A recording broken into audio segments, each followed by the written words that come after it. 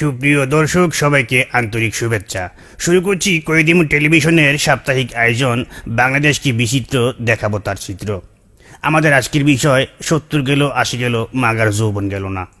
এইদিকে আমাদের আজকের আমরা প্রোগ্রাম সাজিয়েছি একজনের বিয়ে নিয়ে। সেটা হচ্ছে, আপনারা সবাই জানেন যে রেলমন্ত্রী কিছুদিন আগে বিয়ে করছে এবং তার বিয়ে নিয়ে আমাদের আজকের অনুষ্ঠান। সুপ্রিয় দর্শক, আপনারা দেখেছেন বাংলাদেশে প্রায় সবগুলো চ্যানেল তার বিয়ের গায়ে হলুদকে লাইভ করছে। আমরা কয়েদিমু টেলিভিশন চেষ্টা করছিলাম তার ভাস্করকে লাইভ করতে, কিন্তু উনি লজ্জায় দিলেন না। যাগুয়া স্বামী দিকে আগুয়া, আমরা চলে যাচ্ছি আমাদের প্রোগ্রামের ভিতরে। শুরুতেই তার বিয়ে নিয়ে আমরা শুনবো কিছু বিশিষ্টজনদের মতামত। আসলে 70 বছরের ইঞ্জিনের সাথে নতুন বগি কিভাবে চলবে আমার বুঝে আসে না। তবে হ্যাঁ, যেহেতু ইঞ্জিনের সাথে বগি লেগেছে, ভালো চলুক, এটা আমরা সবাই চাই।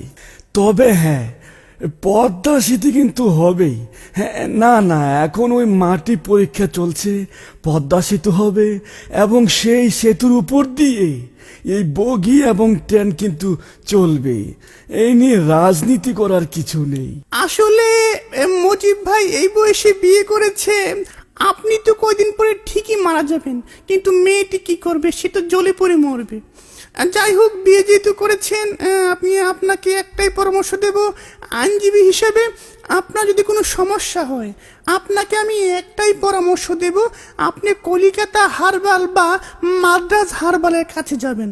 হ্যাঁ, না লাকি মলম তো আমি অন্য কাজে ব্যবহার করি, এটা এই কাজে না।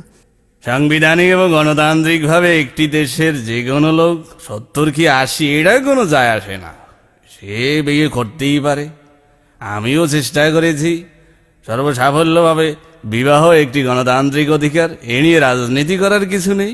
রেলমন্ত্রী থাকা অবস্থায় আমিও চেষ্টা করেছি, কালো বিড়াল বের হয়ে আসছে, কিছু করার নেই। প্রিয় দেশবাসী, আপনারা দেখেছেন এই সরকার কি করেছে। বাল্য বিবাহ যেরকম অপরাধ, এই বৃদ্ধ বিবাহ কিন্তু একটি অপরাধ।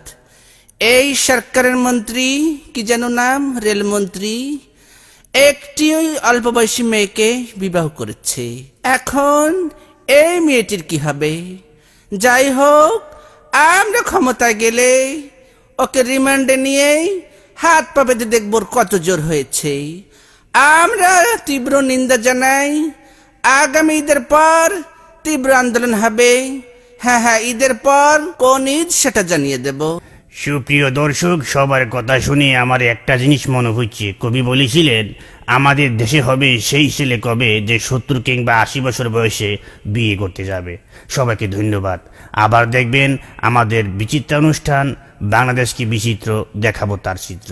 আজকের মতো এখানে বিদায় নিচ্ছি, ধন্যবাদ। কয়েদিমু টেলিভিশন একটি দীর্ঘমেয়াদী অস্থায়ী চ্যানেল।